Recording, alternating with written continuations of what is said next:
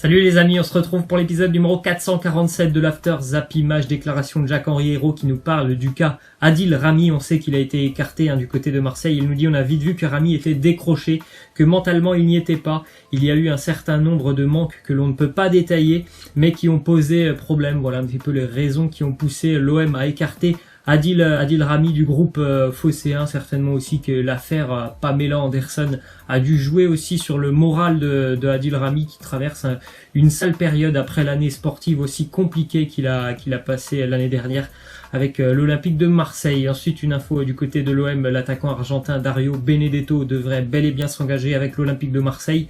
Reste à trouver vraiment un accord entre l'OM et Boca Juniors, mais ça devrait se faire dans les prochains jours. Donc il va percevoir un salaire bien supérieur à celui qu'il touchait en Argentine. Normalement, du côté de Marseille, ça sera 135 000 euros par mois pour lui, donc c'est plutôt intéressant bien évidemment pour lui. Après voilà, pour l'OM, je pense vraiment que le joueur, je pense qu'il aurait dû être acheté pour à peu près 10 millions d'euros. Là, je pense qu'ils vont mettre entre 15 et 20 certainement l'OM. Je trouve que c'est quand même un peu cher pour un joueur de 29 ans, même si le joueur a vraiment de très très belles qualités. Je pense que c'est un peu cher, surtout par rapport à son âge. Ensuite, il y a un départ du côté du Stade de Reims, le défenseur belge Björn Engels qui rejoint la Première Ligue et Aston Villa contre à peu près 6 millions d'euros. Là, c'est 7 millions de livres. Björn Engels qui a été un titulaire indiscutable cette année avec le Stade de Reims. Ensuite, arrivée officielle pour le FC Nantes, Marcus Coco, le joueur guingampais qui s'engage donc avec le FC Nantes. J'espère que ça va lui permettre de relancer un petit peu sa carrière, parce qu'il est vrai que lorsqu'il est arrivé dans le monde professionnel avec Guingamp, c'est un joueur qui était vraiment apprécié par tous, et ça fait maintenant 1 an et demi voire 2 ans que voilà, c'est beaucoup plus compliqué pour lui lorsqu'il était encore à Guingamp. Donc j'espère que voilà, ça va permettre tout simplement de le relancer un petit peu, cette arrivée du côté du FC Nantes. Ensuite, du côté de Lille, Trabzonspor et le LOSC ont trouvé un accord pour le transfert de Youssouf Yazizi qui devrait s'engager pour 5 ans. L'indemnité de transfert est quand même à 17 millions d'euros, bonus compris. Le joueur devrait passer sa visite médicale avant la fin de la semaine à Lille. International turc Youssouf Yazizi, qu'on a pu voir un tout petit peu lors du match Turquie-France il y a un peu plus de 1 mois. En tout cas, c'est un joueur qui est vraiment un titulaire indiscutable du côté de Trabzon. C'est un milieu offensif qui est assez doué techniquement. Ensuite, une autre info d'un joueur lillois, Nicolas Pepe. Une nouvelle offre devrait vraisemblablement arriver du côté de Lille. C'est le Napoli qui rentre dans le dossier. En tout cas, le président napolitain Aurelio De Laurentiis, qui a l'air vraiment agacé du comportement de James Rodriguez. Il a déjà dit que voilà, s'il n'y a pas de James Rodriguez, ça pourrait être Nicolas Pepe, parce que déjà le joueur est plus jeune et que c'est un profil qui lui plaît énormément. Donc le Napoli serait prêt à mettre entre 60 et 65 millions d'euros pour tenter d'arracher Nicolas Pepe à Lille, alors que bon, normalement on avait plutôt entendu des pistes en Allemagne pour Pepe, ou encore quelques-unes en Angleterre. Là, le Napoli rentre dans ce dossier. Ensuite, une déclaration de Michael Zorc, directeur sportif du Borussia Dortmund, qui parle d'Abdou Diallo. Il a dit Abdou a décidé qu'il aimerait relever un autre défi, et cela nous convenait parfaitement. Nous avons donc accepté l'offre du Paris Saint-Germain. Je pense que c'est une grosse perte pour le Borussia Dortmund, et je pense surtout que Dortmund aurait pu demander plus pour son défenseur, qui est un jeune défenseur, qui est expérimenté malgré tout. Donc voilà, je pense que vraiment que le Paris Saint-Germain a fait une très belle affaire, surtout à ce prix-là. Je pense que voilà, étant donné le marché actuel, il aurait été possible de voir Abdou Diallo partir pour 50 millions d'euros. Si jamais par exemple un club anglais était venu, je pense qu'ils auraient pu demander 50 millions d'euros. Donc franchement, je pense que c'est une très belle affaire pour le Paris Saint-Germain. Ensuite, une déclaration d'Adrien Rabiot. Il nous dit: je suis très heureux d'être ici. La Juventus est un grand club avec un grand prestige, une grande histoire. Une des raisons qui m'a poussé à venir ici, c'est de progresser. C'est le meilleur endroit pour le faire. Jouer avec d'excellents joueurs. Donc bien évidemment, je pense que voilà, la Juventus est une équipe prestigieuse qui va permettre à Rabiot de progresser. Ça, j'en suis quasiment certain. Ça ne va pas être la même chose qu'au Paris Saint-Germain. Donc c'est un bon choix de carrière. Il va falloir qu'il travaille très très dur pour gagner sa place en tant que titulaire, mais ça sera certainement une très bonne expérience pour pour lui. Ensuite, un indésirable de Zidane qui devrait quitter le Real Madrid, Dani Ceballos. Ce dossier est assez surprenant, ce dossier Ceballos. On sait qu'il a pas beaucoup joué quand même avec Zinedine Zidane. Et lui, il y a quelques semaines, il avait fait une déclaration, il avait dit je veux jouer tout simplement et je veux quitter le Real Madrid. Et 10 jours plus tard, il disait non, c'est pas vrai, je veux pas quitter le Real. Donc c'est un peu bizarre cette affaire Dani Ceballos. En tout cas, Arsenal est très intéressé pour le relancer. On verra ça dans les prochains jours. Ensuite, une info de Kieran Trippier.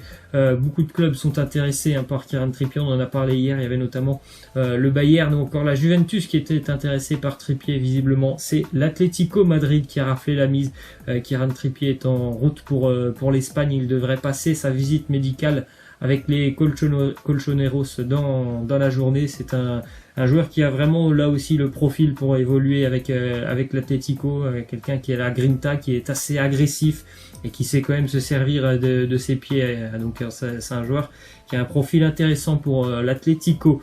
Ensuite, une info de Sport Bild, quotidien allemand, qui annonce que le Bayern Munich est tout proche de trouver un accord avec Hakim Ziyech. Hakim Ziyech qui appartient toujours à l'Ajax Amsterdam. On sait qu'ils sont nombreux quand même les jeunes joueurs de l'Ajax à quitter le club cet été. Le Bayern a toujours été intéressé depuis le début du mercato par Ziyech. Une offre de 30 millions d'euros pourrait arriver du côté d'Amsterdam. Ça serait là encore une fois un joli coup pour le Bayern qui cherche toujours à enrôler un joueur de classe mondiale sur le plan offensif après les deux gros départs de Robben et Franck Ribéry. Ensuite, Sébastien Haller, l'attaquant français de Francfort, va s'engager avec West Ham contre 50 millions d'euros. On voit bien que les clubs anglais, ils ont quand même énormément d'argent. 50 millions d'euros pour Sébastien Haller, c'est très très cher quand même. Alors, par exemple, Luka Jovic a signé au Real Madrid pour un petit peu plus, et là Sébastien Haller, c'est 50 millions pour West Ham, c'est assez cher. C'est un attaquant qui est quand même assez puissant. Je pense que c'est un bon profil pour la première ligue. Sébastien Haller est un attaquant puissant, massif, qui déménage. Donc voilà, son physique va être important en première ligue. Après, au-delà de ça, c'est quand même aussi un très très bon buteur, ne serait-ce que cette année en Bundesliga. 29 matchs, 15 buts, c'est quand même un ratio assez intéressant pour lui. Ensuite, une offre, l'Inter Milan qui va enfin transmettre une offre à Manchester United pour Romelu Lukaku, une offre de 60 millions d'euros plus des bonus. Cependant, Manchester demande 80 millions pour son attaquant belge. C'est une piste prioritaire d'Antonio Conte, le nouvel entraîneur de l'Inter. Donc voilà, ça fait déjà des semaines qu'ils sont en train de travailler sur ce dossier. Donc l'offre devrait être transmise avant la fin de la semaine. Ensuite, une info qui concerne l'autre club de Milan, l'AC Milan, qui sonde toujours Dejan Lovren, le défenseur croate de Liverpool. On sait que Liverpool est pour le moment plutôt réticent à l'idée de le vendre, Dejan Lovren, même si il a quasiment pas joué cette saison. Les Rossoneri en font leur choix numéro 1 en charnière centrale. Ensuite, le Barça qui a activé la clause de rachat de Marc Cucurella qui était prêté l'année dernière à Eibar. La clause, elle était à 4 millions d'euros. Jeune défenseur qui peut évoluer aussi au milieu de terrain, toujours sur un côté. Il est plutôt sur un côté. Cucurella, c'est un joueur que j'ai découvert l'année dernière en regardant quelques matchs de Eibar, notamment contre le Barça. Je me souviens de la victoire d'Eibar contre le Real. J'ai regardé 3-4 fois Eibar. Et voilà, ce joueur, il est vraiment très très doué techniquement, c'est incroyable. Je pense que vraiment il est promis un très bel avenir. Je sais pas s'il va continuer avec le Barça, mais c'est un joueur qui est vraiment très très doué. Il a une très belle vision du jeu et il est très bon aussi défensivement. Donc voilà, il est de retour à Barcelone. Après, je ne sais pas s'il continuera quand même avec le Barça.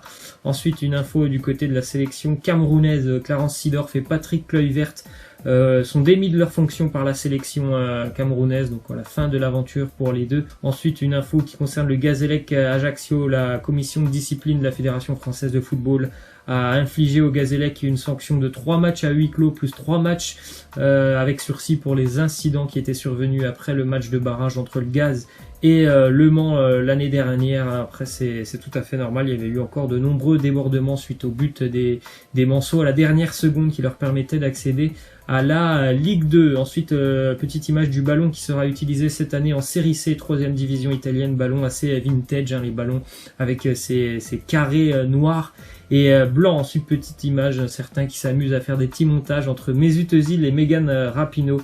la joueuse des États-Unis. C'est vrai que bon, au niveau de la coupe de cheveux, la ressemblance est assez, on va dire, troublante entre les deux.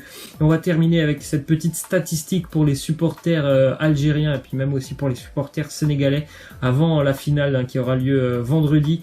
70% c'est le pourcentage des équipes qui ont battu 2 fois une même sélection lors d'une même compétition internationale. C'est arrivé sur les 26 précédents. Il y a eu 8 fois où une équipe qui avait été battue sur le premier match avait remporté le deuxième match un peu plus tard dans la compétition. Donc voilà, l'Algérie est quand même favorite, on va dire, sur cette finale.